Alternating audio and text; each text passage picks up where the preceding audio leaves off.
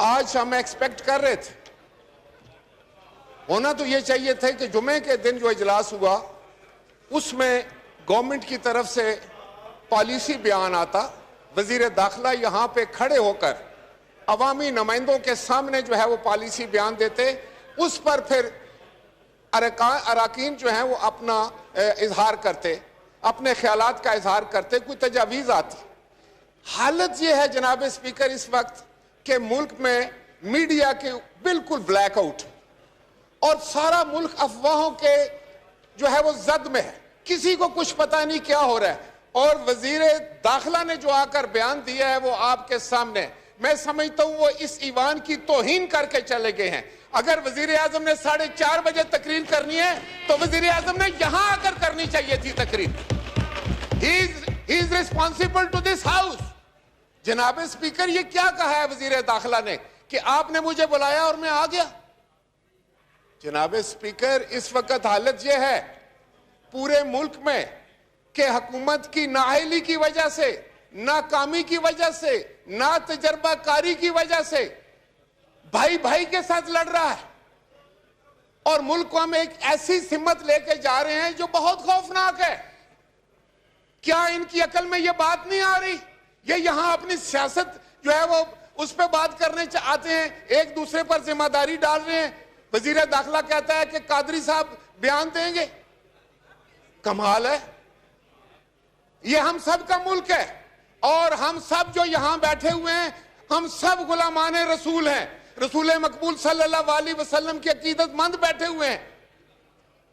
तो आप ये क्या कर रहे हैं? आपको मेरा ख्याल है समझ ही नहीं आ रही है कि ये कितना एहसास मामला है।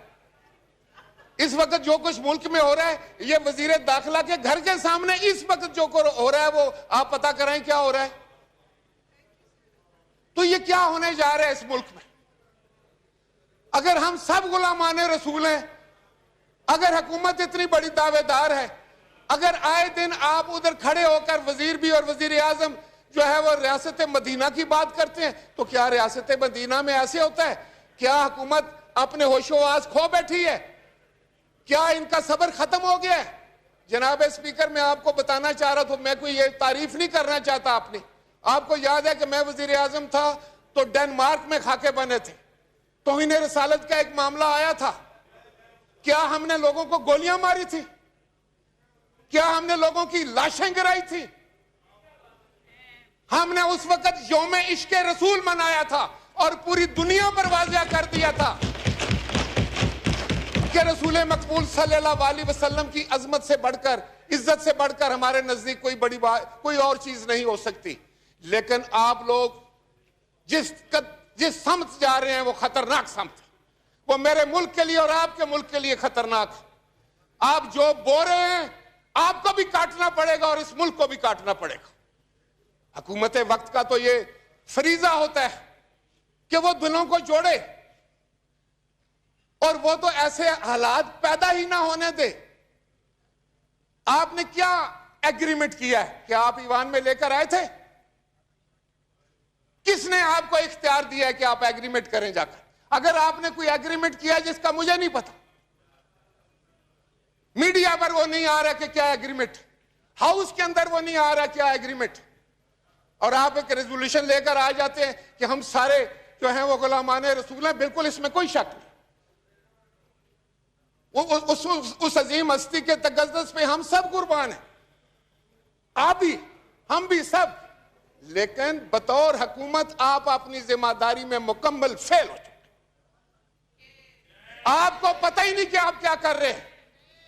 आप कादरी साहब शरीफ आदमी हैं, उनके जिम्मे कोई चीज लगाना चाह रहे हैं।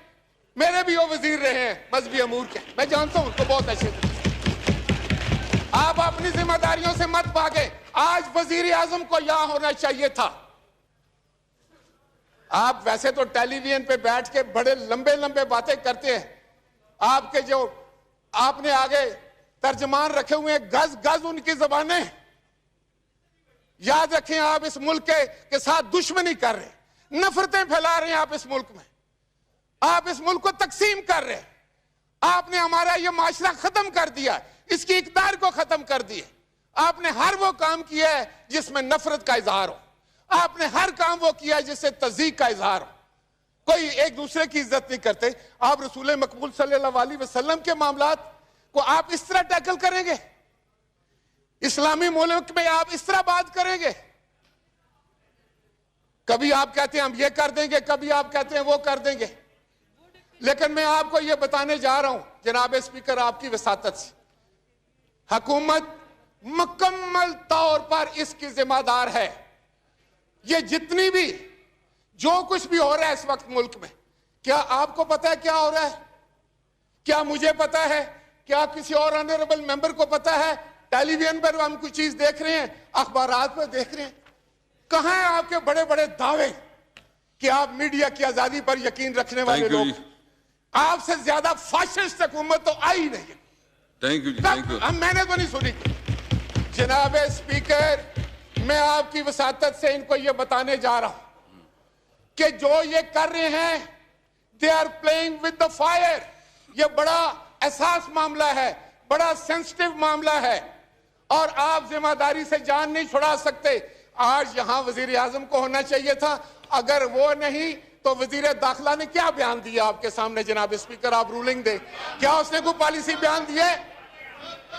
और अभी आप कादरी साहब से कह रहे हैं कि वो एक तफसील से बात करेंगे और 4:30 बजे वजीर आजम बात करेंगे। ये हाउस किसके लिए है? ये पार्लियामान किसके लिए है? पार्लियामान को जवाब दे वजीर आजम। इन्हीं बातों की वजह से मैं आपको ये बताने चाहता हूं कि you are pursuing wrong ideal, you are going on wrong path और ये मुल्क के लिए ठीक नहीं है। आप मुल्क के साथ दुश्मनी कर रहे हैं।